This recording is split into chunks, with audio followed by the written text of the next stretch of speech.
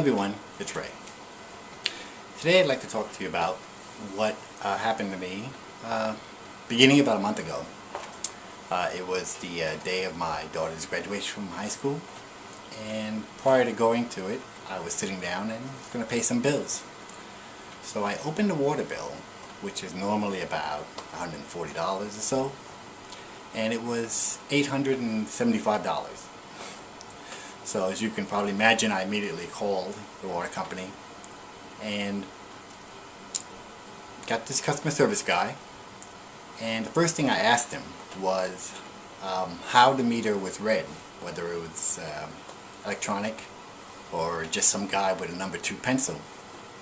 And his response was, the reading is accurate. So I again asked him the same question, and he said that the reading was accurate and not an estimate. So I figured I wasn't getting too far with this guy, but I was starting to get a little bit angry, just beginning to boil and simmer.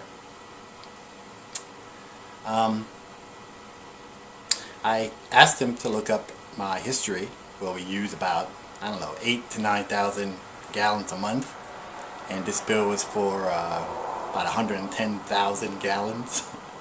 So he said I must have a leak. So I said, what kind of a leak would produce 100,000 gallons in a month that would escape my notice? He said, oh, could be a leaky toilet bowl. So I continued to ask him questions, and I wasn't getting anywhere, and I was just getting a little bit angrier each time. And finally I said, you know, I'm not paying this bill.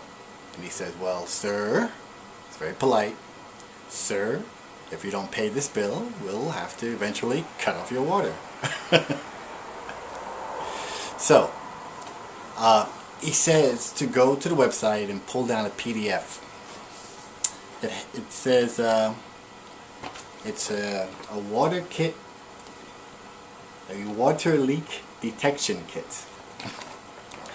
So I did that, and it had great suggestions like page 2, check your toilet bowl, check your faucet, see if you have an accumulation of water under your dishwasher. So that was useless. So he said once I go through everything on the kit to call back, and they would send someone out to do a survey. I said fine. So we checked all the faucets and went down to the crawl space, and you know, nothing. So my wife called them back and said, okay, we've checked, we're ready for you to come on down and check. And the person she spoke to said, oh no, we don't do that, you have to call a plumber. So I was not about to call a plumber to find a phantom leak. So for the entire month I wondered, was this overage due to a leak that I really couldn't find? And was that a one-day leak? A 30-day leak? Was I looking at a $10,000 bill next month? I had no idea. Well, anyway, my wife finally, near the end of the month, just about the time they were about to read our meter, she happened to see the meter reader outside. And he pulled out the meter and he checked it, and he realized that, as I had said initially, the Shamil, or whoever the guy was who jotted down the wrong number, you know, wrote a 2 instead of a 3, I don't know.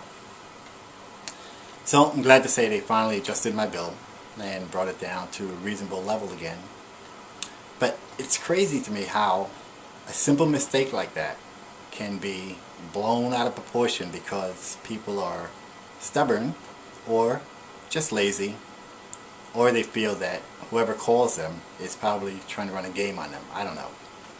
But mountain out of a molehill, even though I hate expressions, that's basically what they did. So now that I know that my water is being billed correctly, I'm going to use lots of it, because at 0.0078 cents per gallon, I can afford it. Be well.